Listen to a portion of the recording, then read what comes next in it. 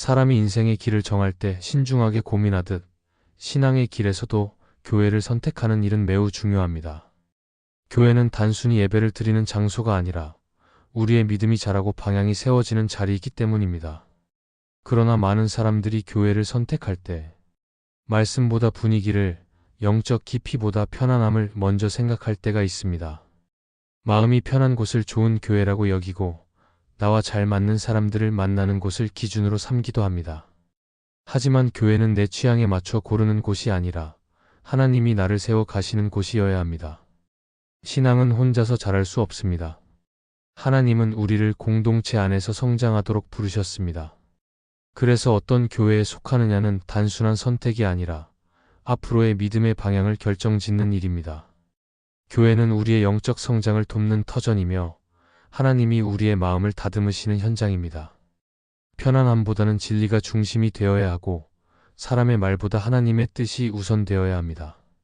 오늘은 교회를 결정할 때 반드시 기억해야 할 중요한 기준들을 함께 나누며 우리의 신앙이 어디를 향해 가야 하는지 돌아보려고 합니다.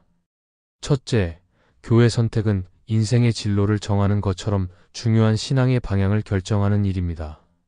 사람마다 직업을 정하거나 배우자를 선택할 때는 많은 고민을 하고 충분한 시간을 들여 신중하게 결정합니다. 왜냐하면 그 결정이 이후의 삶에 깊은 영향을 미치기 때문입니다. 그러나 신앙의 여정을 결정하는 교회 선택은 그보다 더 중요한 일입니다. 교회는 단순히 예배를 드리는 공간이 아니라 하나님과 함께 걷는 믿음의 방향을 세우는 자리이기 때문입니다.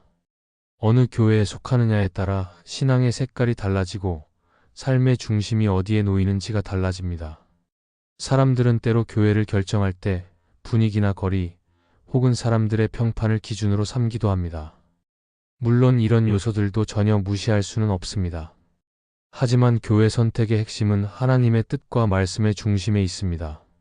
하나님께서 나를 어떤 공동체에 두시기를 원하시는지, 그곳에서 나를 어떻게 사용하시길 바라시는지를 먼저 물어야 합니다. 교회는 나의 필요를 채우기 위해 선택하는 곳이 아니라 하나님께서 나를 통해 일하시기 위해 보내시는 자리입니다. 교회를 결정할 때 중요한 것은 외형적인 조건이 아니라 그 공동체가 하나님 중심으로 서 있는가 하는 것입니다. 그 교회가 말씀 위에 굳게 서 있고 복음을 중심으로 모든 사역이 움직이고 있는지를 살펴야 합니다. 아무리 사람들의 관계가 좋고 프로그램이 다양해도 복음이 중심이 아니면 그 교회는 쉽게 방향을 잃게 됩니다. 하나님은 화려한 외형보다 진실한 중심을 보십니다. 우리가 교회를 선택할 때 그 마음을 따라야 합니다. 성경을 보면 하나님은 늘 공동체를 통해 사람을 세우셨습니다. 모세는 혼자서 사명을 감당하지 않았습니다. 그는 아론과 이스라엘 백성들과 함께 하나님의 일을 이루었습니다. 바울도 마찬가지였습니다. 그는 여러 교회를 세우며 그 공동체 안에서 복음을 나누고 제자들을 세워갔습니다. 하나님은 홀로 서 있는 믿음보다 함께 서 있는 믿음을 기뻐하십니다. 그래서 교회는 나의 신앙을 혼자 유지하는 곳이 아니라 함께 세워지고 다듬어지는 곳입니다. 그러나 교회를 결정할 때 우리는 종종 자신의 편리함을 우선시합니다. 예배 시간이 맞고 거리가 가까우며 사람들과 잘 어울릴 수 있다는 이유로 선택하기도 합니다. 하지만 이런 기준은 신앙의 깊이를 만들지 못합니다. 교회는 나에게 맞추는 곳이 아니라 내가 하나님께 맞추어 가는 곳입니다. 하나님은 우리가 신앙의 편안함보다 순종을 배우기를 원하십니다. 교회는 나를 편하게 하는 공간이 아니라 나를 변화시키는 자리입니다. 교회는 또한 신앙의 뿌리를 내리는 학교입니다. 믿음은 하루아침에 자라지 않습니다. 말씀을 듣고 함께 예배하며 기도하는 시간을 통해 천천히 자라납니다. 그래서 교회를 결정할 때는 내 마음이 말씀 안에 뿌리 내릴 수 있는 곳인지를 봐야 합니다. 설교를 통해 하나님의 진리가 선포되고 예배를 통해 하나님 중심의 삶이 세워지는 곳이라면 그곳이 바로 하나님이 인도하시는 교회일 수 있습니다. 또한 교회를 선택할 때는 내가 섬기며 잘할 수 있는지 생각해야 합니다. 교회는 나에게 무엇을 줄 수 있는 곳이 아니라 내가 무엇을 드릴 수 있는 곳이기도 합니다. 섬김이 없는 교회 생활은 결국 관람이 되고 신앙은 점점 메마르게 됩니다. 반대로 작은 일이라도 함께 감당하고 공동체를 위해 기도하며 참여할 때 신앙은 깊어집니다.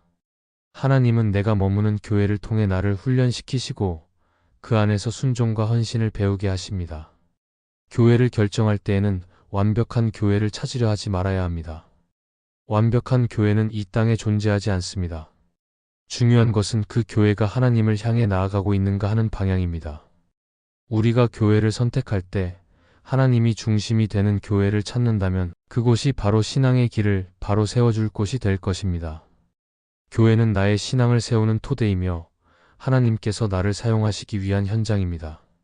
결국 교회를 결정하는 일은 단순한 선택이 아니라 하나님께 순종하는 믿음의 결단입니다.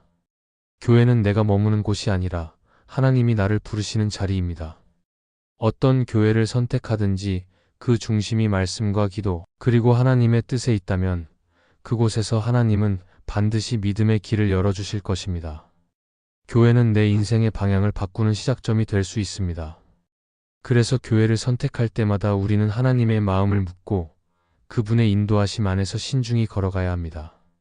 하나님은 올바른 믿음의 길 위에 선 사람을 반드시 복된 자리로 이끄실 것입니다. 둘째, 교회는 완벽한 사람들이 모인 곳이 아니라 은혜가 필요한 사람들이 모인 곳입니다.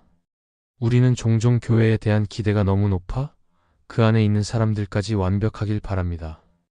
그래서 누군가의 부족함이나 실수를 보면 실망하고 때로는 그 상처 때문에 교회를 떠나기도 합니다.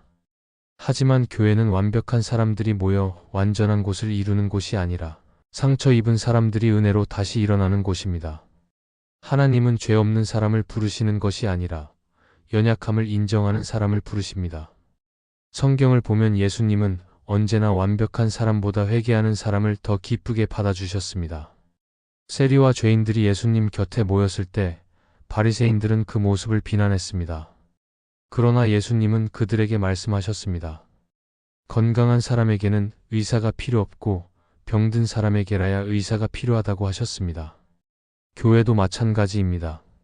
교회는 의로운 사람들의 모임이 아니라 죄로 상한 영혼들이 하나님의 은혜를 입는 곳입니다. 그러므로 교회 안에 부족함이 있다는 것은 이상한 일이 아니라 오히려 하나님이 일하고 계신다는 증거일 수 있습니다. 교회를 바라볼 때 우리는 실수하기 쉽습니다. 겉으로 보기에 모범적인 사람만 신앙이 깊다고 생각하고 문제가 있는 사람은 믿음이 약하다고 단정 짓습니다. 그러나 하나님은 사람의 겉모습을 보지 않으시고 중심을 보십니다. 믿음은 실수하지 않는 데서 완성되는 것이 아니라 넘어져도 다시 일어나는 데서 자랍니다. 그래서 교회는 넘어짐이 끝이 아니라 회복이 시작되는 자리입니다. 교회 안에서 서로를 정죄하는 것이 아니라 서로의 상처를 감싸고 함께 세워가는 것이 진짜 공동체의 모습입니다.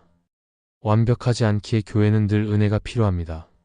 하나님은 우리의 허물을 알고도 사랑하시며 우리의 연약함 속에서도 포기하지 않으십니다. 그래서 교회는 정결한 사람들이 모여 깨끗함을 자랑하는 곳이 아니라 죄로 더러워진 사람들이 하나님의 자비를 배우는 곳입니다. 우리가 서로의 부족함을 품을 때 교회는 더 따뜻해지고 사랑이 자라납니다. 완벽함을 추구할 때 교회는 차가워지지만 은혜를 나눌 때 교회는 살아납니다. 교회 안에는 다양한 사람이 있습니다. 성격이 다르고 신앙의 깊이도 다르며 살아온 환경도 다릅니다. 그래서 오해가 생기고 갈등이 일어날 때가 있습니다. 그러나 그런 다양함은 문제의 원인이 아니라 하나님이 주신 성장의 기회입니다. 다른 사람의 모습 속에서 나의 부족함을 보고 서로의 다름 속에서 인내를 배우며 하나님이 원하시는 사랑의 공동체로 다듬어져 갑니다. 교회는 완벽하기 위해 존재하는 것이 아니라 함께 자라가기 위해 존재합니다. 우리가 교회를 완벽한 곳으로 기대할수록 실망은 커집니다. 그러나 교회는 하늘의 완전함을 연습하는 자리일 뿐입니다. 하나님은 우리의 연약함을 통해 겸손을 가르치시고 서로의 부족함을 통해 사랑을 배우게 하십니다. 그래서 진짜 성숙한 신앙은 흠 없는 교회를 찾는 데 있지 않고 불완전한 교회 속에서 하나님의 은혜를 발견하는 데 있습니다. 교회는 완벽하지 않지만 하나님은 그 불완전함 속에서 완전한 사랑을 이루어 가십니다. 예수님은 연약한 제자들과 함께 교회를 세우셨습니다. 그들 중에는 의심이 많은 사람도 있었고 두려움에 도망친 사람도 있었습니다. 그러나 예수님은 그들을 포기하지 않으시고 오히려 그들을 통해 복음을 전하셨습니다. 그 모습이 바로 오늘날 교회의 본질입니다. 부족하지만 하나님께 쓰임 받는 사람들이 모인 곳, 넘어지지만 다시 일어나는 사람들의 모임, 그것이 교회입니다. 하나님은 완벽한 교회를 원하시는 것이 아니라 은혜를 나누는 교회를 원하십니다. 결국 교회는 은혜 없이는 존재할 수 없습니다. 하나님이 우리를 용서하셨기에 우리도 서로를 용서할 수 있습니다. 하나님이 우리를 품으셨기에 우리도 다른 사람을 품을 수 있습니다. 교회는 사람의 완벽함으로 세워지는 곳이 아니라 하나님의 은혜로 세워지는 곳입니다. 그래서 교회는 완벽한 사람들이 모인 곳이 아니라 은혜가 필요한 사람들이 모인 곳입니다. 우리가 그 사실을 기억할 때 교회는 서로의 연약함을 품는 사랑의 공동체가 되고 그 안에서 하나님의 은혜는 더 깊이 흘러가게 될 것입니다. 셋째, 마음이 편한 교회보다 마음이 깨어지는 곳에서 영적 성장이 일어납니다. 사람은 누구나 편안한 환경을 원합니다. 신앙생활도 마찬가지입니다. 마음이 편하고 관계가 부드럽고 부담이 없는 교회를 선호합니다. 물론 편안함은 나쁜 것이 아닙니다. 하지만 신앙이 자라기 위해서는 때로 마음이 흔들리고 깨어지는 시간이 필요합니다. 영적인 성장은 편안함 속에서 이루어지기보다 불편함을 통과할 때 깊어집니다. 하나님은 우리의 안정을 깨뜨리시며 더 깊은 믿음으로 이끌어 가실 때가 있습니다.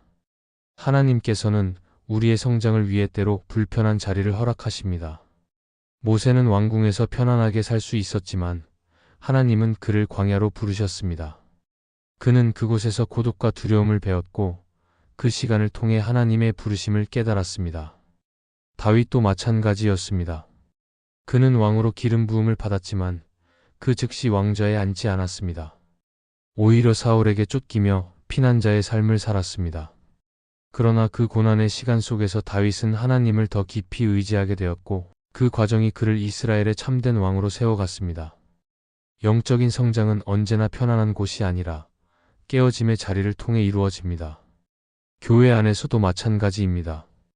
때로는 관계 속에서 상처를 받고 마음이 불편할 때가 있습니다.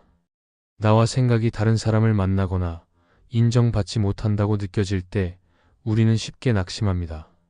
그러나 그 시간에도 하나님은 일하고 계십니다. 하나님은 우리가 불편함을 견디는 동안 성숙을 배우게 하시고 그 과정을 통해 교만을 다듬으십니다. 편안한 교회는 마음의 안식은 줄 수 있어도 영혼의 성장은 이루기 어렵습니다. 반대로 마음이 깨어지는 교회는 아플 수 있지만 그 자리에서 진짜 변화가 일어납니다. 하나님은 우리의 상처 속에서 겸손을 심으시고 그 겸손을 통해 믿음을 단단하게 만드십니다. 사람의 마음이 깨어질 때 비로소 하나님이 일하실 수 있습니다. 우리의 자아가 무너질 때 하나님의 뜻이 세워지고 우리의 계획이 꺾일 때 하나님의 인도가 시작됩니다. 교회는 우리를 위로하는 곳이기도 하지만 동시에 우리를 다듬는 곳이기도 합니다. 때로는 말씀 한 구절이 마음을 찌를 때가 있고 설교 한 문장이 내 안의 교만을 흔들 때가 있습니다. 그러나 그 아픔 속에 회복의 씨앗이 자랍니다. 하나님의 말씀은 아프게 하지만 동시에 살리십니다. 우리의 마음이 부서질 때 하나님은 그 조각을 모아 새 사람으로 만드십니다. 편안함만을 추구하는 신앙은 깊이 뿌리 내리지 못합니다. 신앙의 성장은 도전과 깨어짐을 통해 이루어집니다. 우리가 편한 자리에서만 머물면 하나님은 우리를 깨우기 위해 불편한 자리를 허락하십니다. 때로는 공동체 안에서의 갈등이, 때로는 말씀을 통한 책망이 우리를 일깨우는 도구가 됩니다. 하나님은 우리를 불편하게 하심으로 더 성숙한 믿음으로 이끌어 가십니다.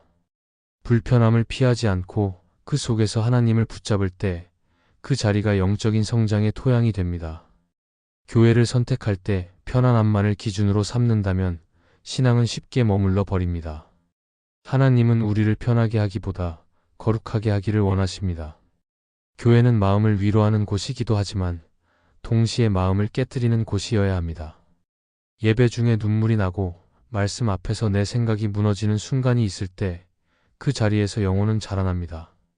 우리가 불편함 속에서도 말씀을 붙잡고 순종할 때 하나님은 그 과정을 통해 우리를 새롭게 빚어가십니다. 신앙의 성장은 눈에 띄는 변화가 아니라 마음의 깊은 곳에서 일어나는 내면의 성장입니다. 마음이 깨어질 때 하나님은 그 틈으로 빛을 비추십니다. 편안함은 잠시 안정을 줄 수 있지만 깨어짐은 영혼을 새롭게 만듭니다. 그러므로 교회를 결정할 때 편한 곳보다 내 마음이 하나님 앞에서 깨어질 수 있는 교회를 선택하는 것이 중요합니다. 그곳에서 하나님은 우리를 단련하시고 세상에 흔들리지 않는 믿음을 세우십니다.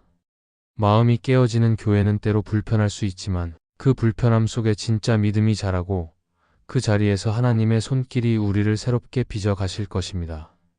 넷째, 교회는 내가 얻는 곳이 아니라 함께 세워가는 곳입니다. 많은 사람들이 교회를 선택할 때 내가 무엇을 얻을 수 있는가를 먼저 생각합니다.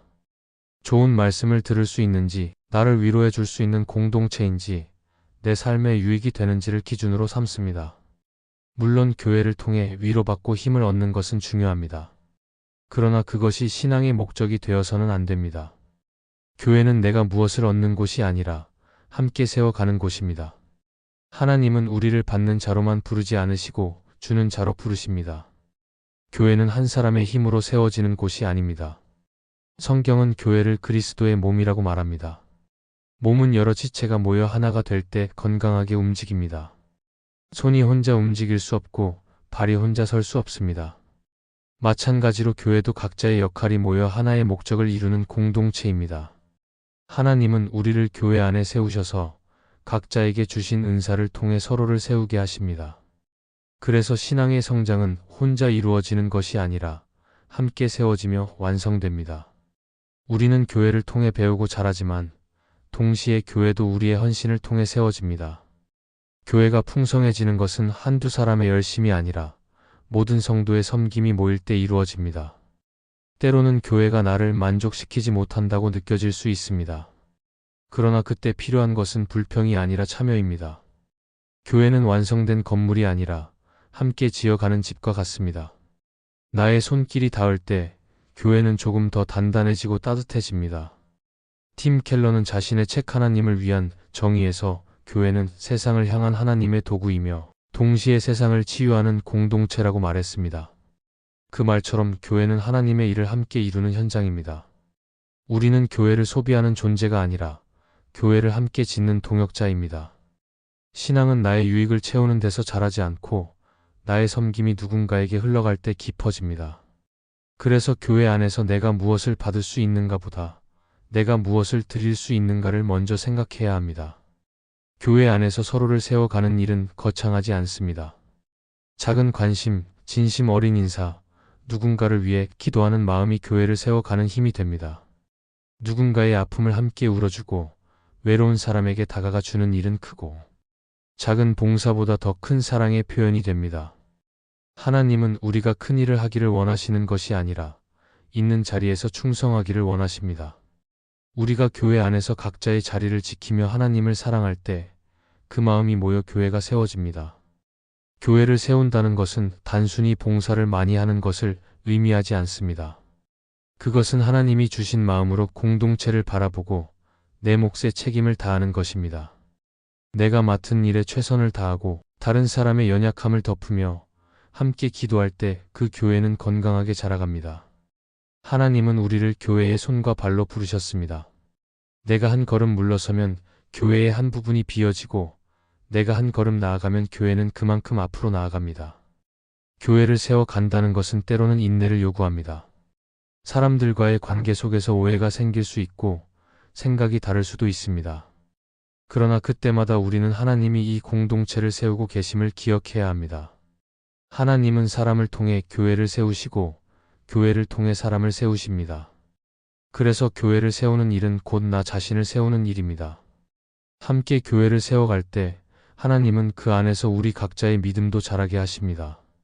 결국 교회는 내가 위로받는 공간이 아니라 하나님이 나를 사용하셔서 다른 사람을 위로하게 하시는 자리입니다. 교회는 누군가의 희생과 섬김 위에 세워집니다. 우리가 교회를 위해 기도하고 사랑으로 섬길 때 그 교회는 하나님의 사랑을 세상에 전하는 통로가 됩니다. 교회를 세운다는 것은 하나님과 함께 일하는 일입니다. 하나님은 우리가 교회를 통해 서로를 세워갈 때 그 안에서 진정한 기쁨을 주십니다. 그러므로 교회를 선택할 때 내가 무엇을 얻을지를 먼저 생각하기보다 하나님이 나를 통해 무엇을 이루시길 원하시는지를 물어야 합니다. 그 마음으로 교회를 세워갈 때 하나님은 그 공동체를 통해 우리의 믿음을 더욱 단단하게 하시고 세상 가운데 복음의 빛을 밝히 비추게 하실 것입니다. 이 말씀이 마음의 은혜가 되셨다면 좋아요와 구독으로 함께 해주세요. 그리고 댓글에 아멘이라고 남겨주시면 하나님의 은혜가 더 많은 사람들에게 전해질 것입니다. 여러분의 삶 위에 하나님의 은혜가 언제나 함께 하시기를 바랍니다. 감사합니다.